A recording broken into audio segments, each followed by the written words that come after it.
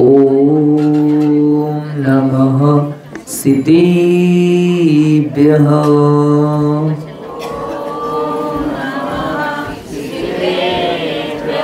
ओम नमः सिद्धेभ्यः।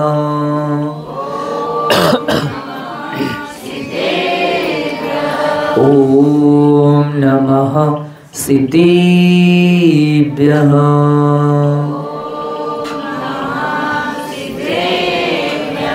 श्री राम कथा सुनाएंगे हम, सुनना बालक की तरह तुम। श्री शांति विद्या सन्मति के नंदन, भूल अगर हो जाए तो इस बालक को क्षमाही कर देना, देना तुम ही तुम। श्री राम कथा सुनाएंगे, प्रभु राम उर में आएंगे। जय श्री राम, जय श्री राम, जय श्री राम ही कहना है। दो भाइयों ने खुर्ची त्यागी, तभी रामायण है घटी। जय श्री राम, जय श्री राम, जय श्री राम ही कहना है। अपने घर में महाभारत नहीं, रामायण की करो तैयारी। जय श्री राम, जय श्री राम, जय श्री राम ही कहना है। जुबलो 24 भगवान की। देवादेव मूल नायक 1008 अष्टम तीर्थंकर श्री चंद्रप्रभा भगवान की। सिद्धांत शास्त्र की। आचार्य भगवान श्री रविसेन स्वामी की। 20वीं सदी के प्रथम आचार्य चाचकती समाधि सम्राट गुरुनाम गुरु आचार्य शांति सागर जी महाराज की। संत शिरोमणि आचार्य गुरु श्री विद्यासागर जी महाराज की। प्रातस्मरणीय शांत मूर्ति वासरत्नाकर आचार्य गुरुदेव श्री सन्मत सागर जी महाराज की। मम दीक्षा गुरु वासवान कांति रत्नाचार्य गुरु श्री चंद्र सागर जी महाराज की। परम पूज्य आचार्य गुरु श्री समय सागर जी महाराज की। अहिंसा में विश्व धर्म की।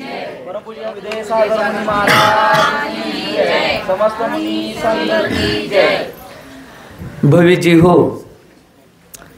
आचार्य भगवान रविसेन स्वामीजी कृत पद्मपुराणजी या ग्रंथाच्या आधारे श्री राम कथेची वाचना चालू आहे।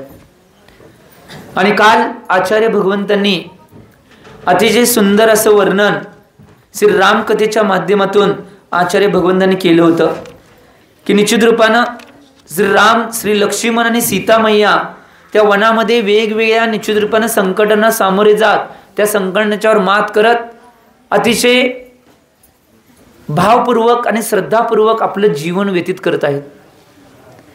आणि हे कथानक पुढे जात असताना निश्चित रूपानं ज्यावेळी आता त्यांचा विहार त्या वनामध्ये कंटिन्यू निरंतर चालू आहे आणि तो विहार चालू असताना आता दक्षिण पथाच्या वर त्यांना जायचं होतं आणि दक्षिण दिशेच्या बाजूनं त्यांचा प्रवास चाललेला आणि त्यांना दंडक वनामध्ये निश्चित रूपानं जायचं होतं।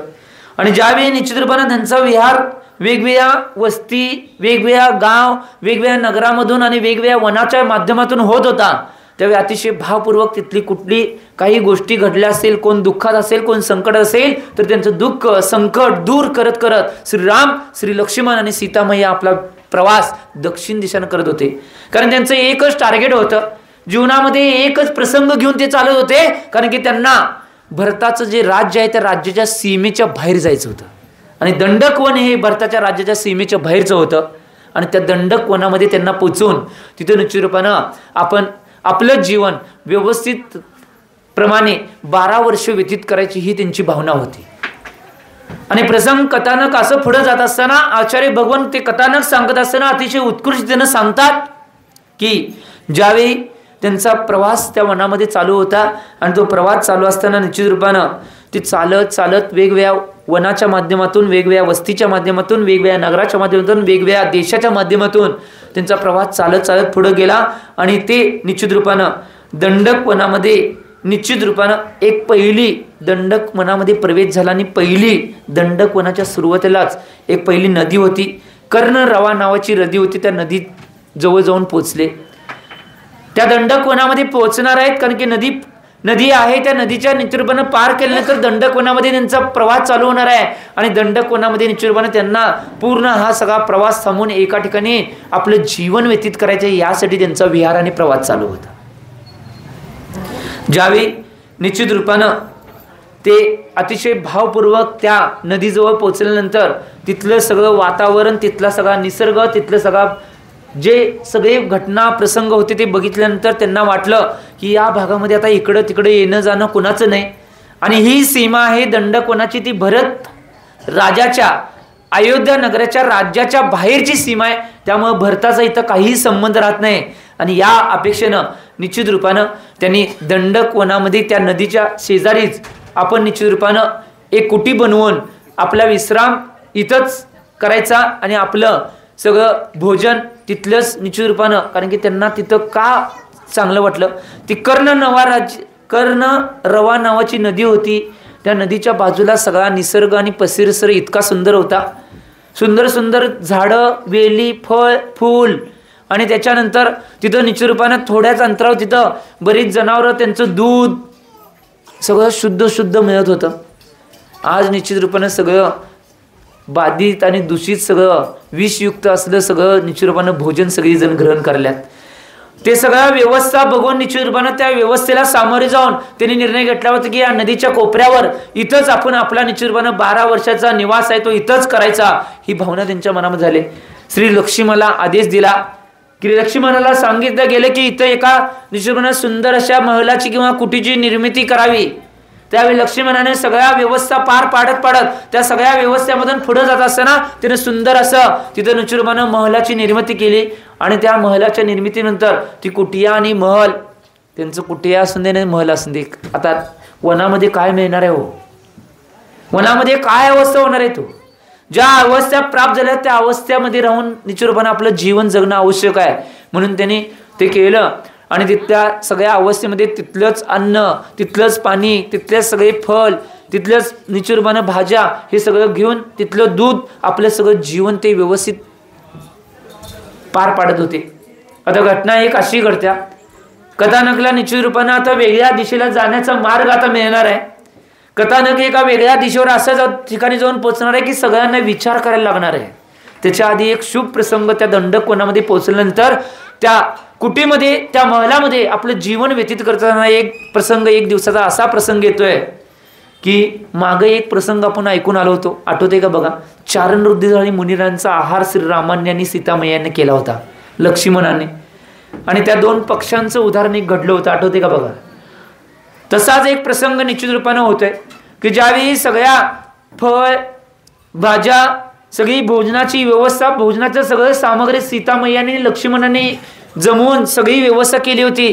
त्यावेळी श्रीराम आपल्या कुटीच्या बाहेर काहीतरी व्यवस्था करत होते आणि ती व्यवस्था करत असताना त्यांना निश्चित रूपानं आकाशामध्ये 2 चारण वृद्धिधारी मुनी दिसतात.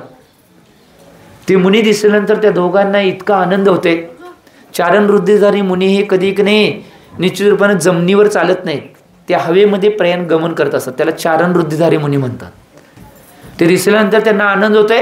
ते जोरात ओरडून सीता लक्ष्मण राम ओरडतोय की निश्चित रूपानं इकडे बाहेर या लवकर. आणि बाहेर आल्यानंतर सीतेला म्हणतोय की सीता, इथं चारण वृद्धिधारी मुनी विहार करल्यात, त्यांची आहारची व्यवस्था आपण बनवूया काय. ठीक आहे, सीता म्हणते ठीक आहे. लगेच त्यांनी व्यवस्था केली आणि तिथनंच ओरडून त्यांनी पडघाण करायला चालू केलं. आहारची वेळ होती, पडघाण चालू केलं. आता पडघांची सगळी विधी तुम्हाला माहिती आहे, त्यामुळे आणि परत तिकडे जाण्याची काय आवश्यकता नाही. माहीत नव्हतं तेव्हा तिकडे गेलतो आपण. तर निश्चित रूपानं त्या सगळ्या व्यवस्था ज्यावेळी महाराजांना करायच्या होत्या, ते निश्चित रूपानं 2 महाराजजी, ते वृद्धिधारी महाराजजी जे होते ते निश्चित रूपानं त्या वृद्धिधारी महाराजांना ते निश्चित रूपानं बोलवत होते आणि गुप्ती आणि सुगुप्ती नावाचे 2 चारण रुद्रधारी मुनिराज ते सगळे अपेक्षा तिथं बघितल्यानंतर, त्यांचं पडघाण बघितल्यानंतर ते दोन्ही चारण रुद्रधारी मुनी श्रीराम आणि सीतामयी आणि लक्ष्मणाच्या समोर येऊन राहिले आणि त्यांचं पडघाण त्यांनी केलं. आता कसं पडघाण तुम्हाला माहिती आहे, सगळं सांगितले. तर ते पडघाण सगळे विधी पार पडल्यानंतर त्यांना घेऊन गेले. परंतु योगायोगाने एक गोष्ट लक्षात घ्या, ते चारण रुद्रधारी मुनी होते म्हणजे निश्चित रूपाने त्यांना चारण रुद्धी प्राप्त आहे, म्हणजे बऱ्याच रुद्ध्या त्यांच्याजवळ असणार आहे. कारण की रुद्रधारी मुनींच्या जवळ त्यांना माहीत बी नसते की किती रुद्ध्या मला प्राप्त आहेत. ज्यावेळी कुठल्या तरी रुद्धीचं संकट आल्यानंतर किंवा कुठल्या तरी घटना धर्माच्या विषयी घडल्यानंतर ते त्या रुद्धीला यूज करतात आणि ती रुद्धी यूज झाल्यानंतर त्यांना लक्षात येते की ही रुद्धी मला प्राप्त आहे. ते कधीही आपल्या स्वार्थासाठी आपल्या फायद्यासाठी रुद्धींचा वापर करत नाहीत. ते धर्म संकटात असेल आणि आपलं स्वतः देवशास्त्र आणि धर्म संकटामध्ये असेल तर त्याच वेळी त्या रुद्धींचा वापर ती मुनिराज करत असतात. त्यावेळी ही सगळी अवस्था बघितल्यानंतर सगळं त्यांचं पडघाण वगैरे सगळे भावनापूर्वक सगळे आहार विधी आणि सगळ्या गोष्टी निश्चित रूपानं पार पाडल्यानंतर ज्यावेळी निश्चित रूपानं त्यांना प्रासूक शुद्ध आहार आणि सगळ्या गोष्टी निश्चित रूपानं दिल्यानंतर त्यांचा व्यवस्थित रूपानं आहार पार पडतोय. आणि आहार पार पडल्यानंतर एवढ्या भावपूर्वक ते भक्तिपूर्वक आहार देत असतात.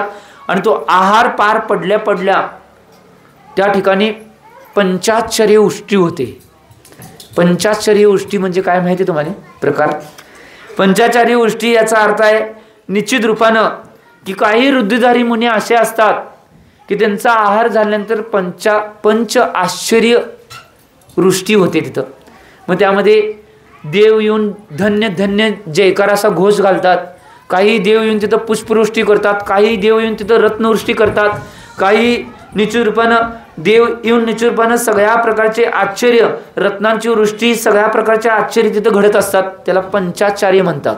असे काही ठराविक रुद्रधारी मुनींचा आहार ज्या घरात झाल्यानंतर तिथं पंचाचार्य वृष्टी होते. त्या मुनी निश्चित रूपानं त्यांचा आहार झाल्या झाल्या तिथं पंचाचार्य वृष्टी झाल्यानंतर आता श्रीराम आणि लक्ष्मणांना निश्चित रूपानं लक्षात आलं की हे जे मुनिराज आहेत ते साधारण मुनिराज नाहीत, तर निश्चित रूपानं बऱ्याच प्रकारच्या रुद्धी आणि त्यांच्याजवळ निश्चित रूपानं बाकीच्या गोष्टी सुद्धा असणार आहेत. म्हणून ते समजून घेतल्यानंतर आता त्या सगळ्या अवस्थेला पार करण्यासाठी त्यांनी त्या मुनींच्याकडून धर्माचा उपदेश ग्रहण करले. इकडं काय केले, आहार झाल्यानंतर त्यांची पाद प्रक्षालन केलेले जे गंधोदक आहे किती महत्वाचं आहे बघा. गंधोदक किती महत्वाचं आहे. आज बरीच जण निश्चित रूपाने येतात तसंच गंधोदक बी घ्यायला निश्चित रूपाने त्यांना वेळ नसतोय किंवा लाज वाटते. सांगाले खरं हो, खऱ्या त्या गोष्टी सांगाले. पण त्या गंधोदकाचं महत्व काय हे रामकथेच्या माध्यमातून तुमच्या पुढ्यात आले. ज्यावेळी ते गंधोदकाचं ताट त्यांनी निश्चित रूपाने कुटीच्या बाहेर ठेवलं होतं त्याच वेळी एक घटना अशी घडते. त्या कुटीच्या बाहेर एक वृक्ष असते, त्या वृक्षावर एक गिद्ध पक्षी येऊन बसतोय आणि तो गिद्ध पक्षी एवढा निश्चित रूपानं एवढा विकृत झाला होता. त्याचे अवयव, त्याच्या शरीराची अवस्था आणि त्याचे शरीर सगळं एवढं विकृत बनलं होतं. आणि ते सगळं विकृत बनल्यानंतर तो गिद्ध पक्षी त्या झाडावर होता. त्यावेळी सीतामय्या तिथं सीतामय्याचं लक्ष त्या झाडावर जाते की काहीतरी एक घटना पंचाश्चर्य उष्टी झाल्यानंतर एक घटना घडते आणि सगळी पक्षी इकडे तिकडे जायला चालू करतात. म्हणजे हा गिद्ध पक्षी मात्र तिथनं उडला नाही, तिथंच त्या धांपीवर बसून होता. आणि ज्यावेळी सीतामय्या श्रीराम आणि श्री लक्ष्मण निश्चित रूपानं धर्माचं श्रवण करत होते त्यावेळी ते गिद्ध पक्षी त्या झाडावरनं खाली येतोय आणि जिथं गंधोदाचं ताट ठेवलेलं होतं त्या गंधोच्या ताटामध्ये बसतोय आणि सगळं शरीर आपल्या त्या गंधोदानं निश्चित रूपानं. आता त्या गिद्ध पक्षाला दुसरं काय माहित नव्हतं, फक्त महाराजांचं पायाचं चरण स्पर्श केलेलं ते पाणी आहे एवढंच. त्याला काय माहित नव्हतं काय करायचं आहे. परंतु सगळं शरीर त्यानं निश्चित रूपानं पंखाच्याद्वारे आपलं शरीर सगळं निश्चित रूपानं त्या गंधोदकामध्ये घातल्यानंतर सगळ्या शरीराला गंधोदकाचा परत झाल्यानंतर त्या गंधोदकाचा महिमा एवढा आहे की त्या गंधोदकाच्या माध्यमातून तो जो निश्चित रूपानं विकृत बनलेला गिद्ध पक्षी होता सुद्धा त्याचं सगळं शरीर सुवर्णाप्रमाणे बनलं. सगळी टोच पाय सगळ्या गोष्टी अतिशय उत्कृष्ट पद्धतीने बनल्या आणि ते भावपूर्वक निश्चित रूपानं गिद्ध पक्षी त्या महाराजांचा उपदेश ऐकत तिथंच बसले. गंधोदकाचं महत्व एवढं आहे. आज बरेच असाध्य रोग सुद्धा भगवंतांच्या गंधोदकानं निश्चित रूपानं दिगंबर मुनींच्या आचार्यांच्या गंधोदकानं निश्चित रूपानं बरेच मोठे मोठे असाध्य रोग सुद्धा बरे व्हायले. भगवंतांची गंधोदकाची महिमा तर एवढी आहे की निश्चित रूपाने एक गोष्ट लक्षात घ्या, आज बरेच असे पेशंट मिळतील की त्यांचे असाध्य रोग सुद्धा नित्यक्रमानं गंधोदक घेतल्यामुळे ते असाध्य रोग सुद्धा बरे झाले. एवढी भावना विशुद्ध ठेवून आम्ही रोजच्या रोज ते गंधोदक ग्रहण करणं आवश्यक. त्याचा अविनय न करता भावपूर्वक एक थेंब सुद्धा गंधोदक घेताना खाली पडता कामा नये, आशापूर्वक ते गंधोदक घेऊन त्याचे विनयपूर्वक ते करणं आवश्यक आहे. आता या गिद्ध जो पक्षी होता त्या निश्चित रूपानं त्या प्रभावामध्ये तो निश्चित रूपानं एवढा सुंदर बनल्यानंतर ज्यावेळी निश्चित रूपानं ते मुनिराज सगळ्या गोष्टी आणि या सगळ्या गोष्टीच्या माध्यमातून ती मुनिराज निश्चित रूपाने त्या सगळ्या गोष्टींना अवलंबून असतात. मधीच मी एक भावना करतो, कारण की हा मतिदात चालू आहे, परंतु आज आपण दिवसभरामध्ये निश्चित रूपाने एक वेगळ्या भूमिकेमध्ये सगळीजण आहात. रामायण कथा रामकथा तर चालू आहे, परंतु सकाळपासून आपण वेगळ्या भावनेमध्ये, ती भावना कोणती असेल तर मुकुट सप्तमी महापर्व महामहोत्सव. मुकुट सप्तमी आपण सकाळच्याने साजरी करले आणि निश्चित रूपाने दुपारच्या सत्रामध्ये सुद्धा या गोष्टीवर थोडा प्रकाश टाकायचा होता, परंतु वेळ कमी होता आपल्याकडं. एक गोष्ट लक्षात घ्या, सकाळपासून आपण जी मुकुट सप्तमी महापर्व साजरा केलेला आहे, त्या मुकुट सप्तमी महापर्व भगवान पार्श्वनाथांचं मोक्ष कल्याणिक साजरे केलं आपण. अतिशय भावपूर्वक उज्ज्वल भावनेनं आणि अतिशय तल्लीन भक्तीमध्ये, आराधनेमध्ये तल्लीन होऊन आणि भगवंतांच्या भक्तीमध्ये लीन होऊन आपण हे पार पाडलं. एक गोष्ट लक्षात घ्या, त्याच्या मागचा मतिदार्थ मला सांगायचं आहे म्हणून मी हा विषय मध्येच घेतलाय. याचं मूळ कारण आहे, कारण की पार्श्वनाथ भगवंतांची मुकुट सप्तमी पूर्ण देशामध्ये नाही पूर्ण विश्वामध्ये एवढ्या भावपूर्वक आणि श्रद्धेनं सगळे का निश्चित रूपानं मनवतात माहिती आहे. संसारामध्ये जेवढे जीव आहेत, प्रपंचामध्ये जेवढे जीव आहेत, त्या सगळ्या जीवांना वेगवेगळ्या संकटातून, वेगळ्या उपसर्गातून, वेगवेगळ्या घटनातून आणि दुःखांच्या प्रसंगातून त्यांना पार जावं लागतंय. आणि ते पार जात असताना त्यांना अनेक संकट आणि समोर वेगवेगळी दृश्य त्यांच्या समोर प्रस्थापित होतात आणि त्या सगळ्यांना तोंड देऊन त्यांना पुढे जावं लागतंय. पार्श्वनाथ भगवंतांच्यावर बऱ्याच माणसांची आणि बऱ्याच लोकांची श्रद्धा काय आहे याचं मूळ कारण आहे, पार्श्वनाथ भगवान 24 तीर्थंकरांमध्ये सगळ्यात जास्त ज्यांच्यावर उपसर्ग झाले होते आणि सगळ्यात जास्त उपसर्गांना सहन करून भगवंतपणाला कोण प्राप्त झाले असेल तर ते निश्चित रूपानं पार्श्वनाथ भगवान होते. म्हणून निश्चित रूपानं त्यांची मुकुट सप्तमी महापर्व मोठ्या थाटामाटामध्ये आणि उत्साहामध्ये पूर्ण विश्वामध्ये साजरी केली जाते. एक गोष्ट लक्षात घ्या, आज कुणी आम्हाने काही बोललं तर आम्हाला सहन होत नाही, परंतु निश्चित रूपानं यात्रा कुठनं चालू झाली, यात्रा चालू झाल्या कमठ आणि पार्श्वनाथ, बरोबर काय. पार्श्वनाथांचा पहिला जून कोण माहिती, कोणाला माहित नाही, कुणालाच माहित नाही. तर कमठ बरोबर, मरुभूती बरोबर आहे, बरोबर नाव सांगितलं. पार्श्वनाथांचं पहिल्याचं नाव मरुभूती. कमठ आणि मरुभूती हे निश्चित रूपाने सख्खे भाऊ होते. पहिल्या संघर्षापासून हा संघर्षाचा प्रवास चालू होते आणि 10 भावामध्ये संघर्ष पूर्ण होऊन त्यांना भगवंतपणाला ते प्राप्त होतात, हा इतिहास आहे. ते कमठ आणि मरुभूती ज्यावेळी नाही त्या अवस्थेमध्ये सख्खे भाऊ होते, त्यावेळी एक घटना अशी घडते, ज्यावेळी मरुभूती आपल्या व्यापारनिमित्त म्हणजे पार्श्वनाथांचा जीव तो व्यापार निमित्त बाहेर गेलेला असतोय आणि त्याच वेळी कमट्याच्या अंतरंगामध्ये एक दुर्बत्ती सुचते आणि तो कमठ काय करतोय, निश्चित रूपानं पार्श्वनाथांची पत्नी होती त्यांच्यावर अत्याचार करतोय, सख्या भावाच्या पत्नीवर. आणि त्यामुळे ही बातमी पसरल्यानंतर सगळ्यांना कळल्यानंतर त्या नगराचा राजा असतोय, तो राजा शिक्षा देतोय की त्या कमटाला आपल्या नगरातून हकलून काढा. आणि कसं हकलून काढा, गाढवावून त्याची धिंड काढून त्याचे सगळे त्याच्या तोंडाला काळपासून सगळ्या गोष्टी करून वेगवेगळ्या, आता काय माहिती तुम्हाला, सगळं करून त्यांना नगरातनं बाहेर काढून टाका. आणि नगरातनं बाहेर काढून टाकले जाते. परंतु ज्यावेळी व्यापार संपल्यानंतर व्यापार निमित्त गेलेला मरुभूतीचा जीव, जो पार्श्वनाथांचा जीव होता, तो परत आल्यानंतर त्याला ह्या सगळ्या घटना कळल्यानंतर आता तोपर्यंत तेवढ्या काळापर्यंत नाही जो कमठ होता तो निश्चित रूपानं एक उग्र तपस्वी बनला होता आणि तो तपस्या करत जंगलामध्ये थांबला होता. तो उग्र तपस्वी बनला होता आणि तपस्या करत तिथं जंगलामध्ये राहिलेला. उग्र तपस्वी म्हणजे मुनिराज नाही, जे दुसरे निश्चित रूपानं तपस्वी असतात ते तपस्वी बनून तो तपस्या करत होता. पार्श्वनाथांच्या मनामध्ये आणला निश्चित रूपानं आज माझ्या काही घटनेमुळं, माझ्या जीवनातल्या घटनेमुळं किंवा त्याच्या जीवनातल्या घटनेमुळं आज त्याला हे सगळं सोडून जायला लागलं, एवढा सगळ्या कठीण प्रसंगांना सामोरं जायला लागलं, म्हणून तो निश्चितपणे त्याच्या मनामध्ये काय राहू नये म्हणून तो कमठाला भेटायला जातोय आणि त्यावेळी तिथं जाऊन कमठाची तो क्षमायाचना करतोय की माझ्यामुळं त्या राजानं तुमच्यावर काय काय केले ते प्रसंग, त्या सगळ्यांसाठी क्षमा करा. परंतु तो एवढा क्रुद्ध झालेला असतोय, एवढा चिडलेला असतोय, त्या चिडलेल्या अवस्थेमध्ये तिथलाच दगड घेऊन त्या मरुभूतीच्या डोक्यात घालतोय. मरुभूतीच्या डोक्यात घातल्यानंतर ते जे वैर निर्माण झालं, त्या वैराच्या माध्यमातून 10 भावामध्ये कंटिन्यू वेगवेगळ्या पर्यायामध्ये हे दोघंच एकमेकांच्या आमने-सामने, एक निश्चितपणे आपल्या भाषेमध्ये सांगितला तर एक आहे सद्गृहस्थ आणि एक आहे तो निश्चित रूपानं जो क्रुद्ध व्यक्ती असतो तो क्रुद्ध व्यक्ती म्हणून बनतोय आणि प्रत्येक भावामध्ये एकमेकांचं वैरत्व एकमेकांची काढत असतात. असे 10 भाव सगळे निश्चित रूपानं संकट सगळ्या गोष्टी निश्चित रूपानं प्रत्येक भावामध्ये कुठल्याही पर्यायामध्ये जाऊन द्यात, त्या प्रत्येक पर्यायामध्ये पार्श्व त्यांच्या जीवानं ते सगळी संकट सगळे काही उपसर्ग येतील, त्या सगळ्या उपसर्गांना सामोरे जाऊन शांतपूर्वक बिना क्रोध न करता कुठलीही व्यक्तिगत टीका आणि कुठलेही व्यक्तिगत आपलं कर्तव्य न सोडता सगळ्या गोष्टींना पार पडलं. आणि ते 10व्या भावात ज्यावेळी आले त्यावेळी निश्चित रूपानं त्यावेळी सुद्धा त्यांच्यावर उपसर्ग घोर उपसर्ग झाला, तरी सुद्धा त्या उपसर्गाला सर करून ते पार्श्वनाथ भगवान बनले, ही गोष्ट लक्षात घ्या. म्हणून त्यांची आराधना आणि पूजा पूर्ण विश्वामध्ये आज सगळ्या जोर शोरानं, कारण त्यांना मोक्ष कल्याण झालंय.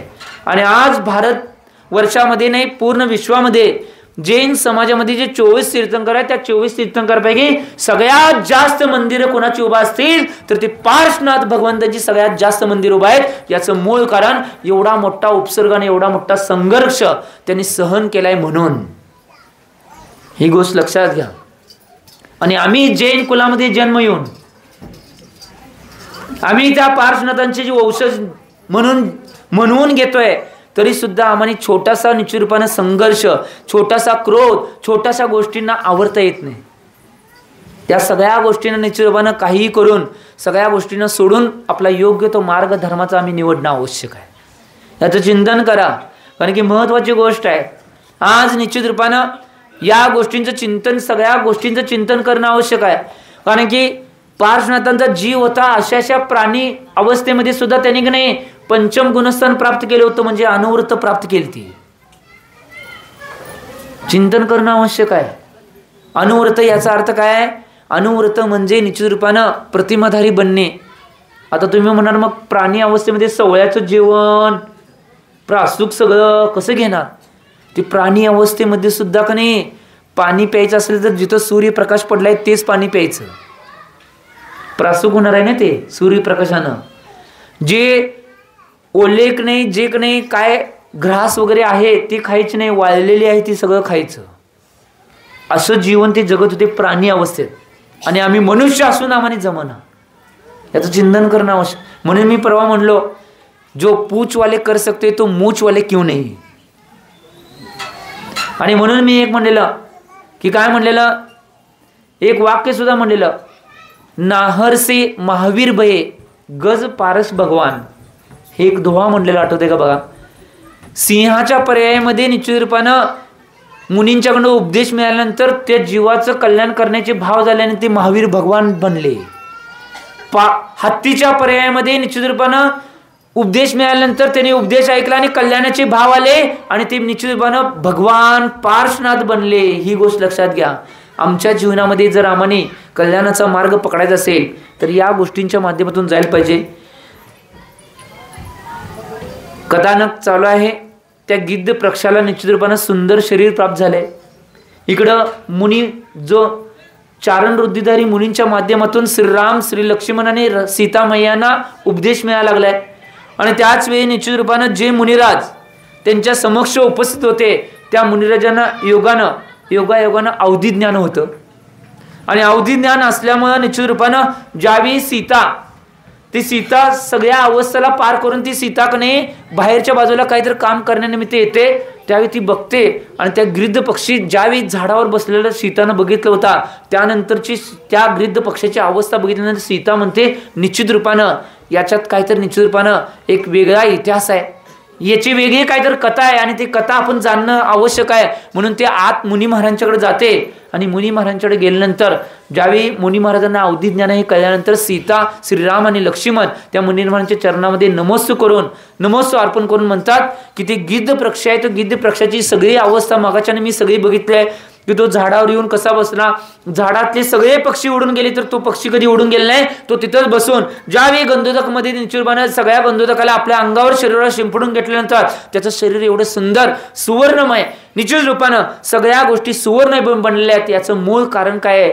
या सगळ्या कारणाला तुम्ही निश्चित रूपानं तुमच्या माध्यमातून सांगावं हे निवेदन केल्यानंतर आता पुढच्या भागामध्ये मुनी महाराज त्या अवधी ज्ञानाच्या माध्यमातून त्या गिद्ध पक्षाचं जे काय काय झालेलं इतिहास आहे त्याचं अवधी ज्ञानाच्या माध्यमातून सांगणार आहेत. ते उद्याच्या भागामध्ये आचार्य भगवान सांगतील. आजचा कर्म सिद्धांत काय मिळत असेल तर एक गोष्ट लक्षात घ्या. धर्माच्या क्रिया आहेत त्या धर्माच्या क्रिया करत असताना शुद्धतेपूर्वक भावपूर्वक जर त्या क्रिया केल्या तर त्या सगळ्या क्रियेतून प्रत्येक व्यक्तीला काही ना काही बेनिफिट किंवा काही ना काही फायदा मिळाल्याशिवाय राहणार नाही. हे आजचा कर्म सिद्धांत मिळतोय की भावपूर्वक त्या वनामध्ये सुद्धा दिगंबर मुनिराज चारण रुद्धिरारी मुनिरांचा आहार अतिशय उत्कृष्ट पद्धतीनं भावनेपूर्वक शुद्धतापूर्वक त्यांनी पार पाडलं आणि त्याचं निश्चित रूपानं काय रूपांतर होतंय आणि भविष्यात काय काय घटना घडतात याचा कथानक उद्याच्या भागामध्ये आचार्य सांगणार आहेत. मी एवढीच भावना करतो की जो कर्म सिद्धांत प्राप्त झालाय त्या कर्म सिद्धांताच्या माध्यमातून आपल्या जीवनाचं सोनं तुम्ही सुद्धा तुमच्या धर्माच्या माध्यमातून या 4 महिन्याच्या अवस्थेमध्ये आणि त्याच्या पुढे सुद्धा आयुष्य जेवढं आहे ही 4 महिने म्हणजे काय आहे माहिती काय? हे 4 महिन्याचा चातुर्मास म्हणजे सन्मती वात्सल्य पावन वर्ष म्हणजे तुमच्या आयुष्यभराची शिदोरी गोळा करण्याचा 4 महिन्याचा कालावधी आहे. त्या कालावधीमध्ये आयुष्यभराची धर्माची शिदोरी बांधून ठेवा आणि ती कवा तुम्हाला यूज पडेल तेव्हा खात राहा. म्हणून सांगले 4 महिन्यात थकायचं नाही, बसायचं नाही, लाजायचं नाही, भ्यायचं नाही आणि यायला चुकायचं. या गोष्टी जर 4 महिन्यात पार पडला तर तुमचं सुद्धा जीवन धर्म दिशेनं धर्म साम्राज्याच्या आणि धर्माच्या दिशेनं जाईल. तुमचं जीवन सुद्धा आदर्श आणि उत्कृष्ट या माध्यमातून बनावं एवढी भावना आजच्या माध्यमातून मी करतो आणि मान्यवर देतो. जे बोलो आचार्य भगवान श्री सन्मती सागरजी महाराज की सुख के सब साथी दुख में ना को मेरे राम मेरे श्याम तेरा नाम एक साचा दूजा ना को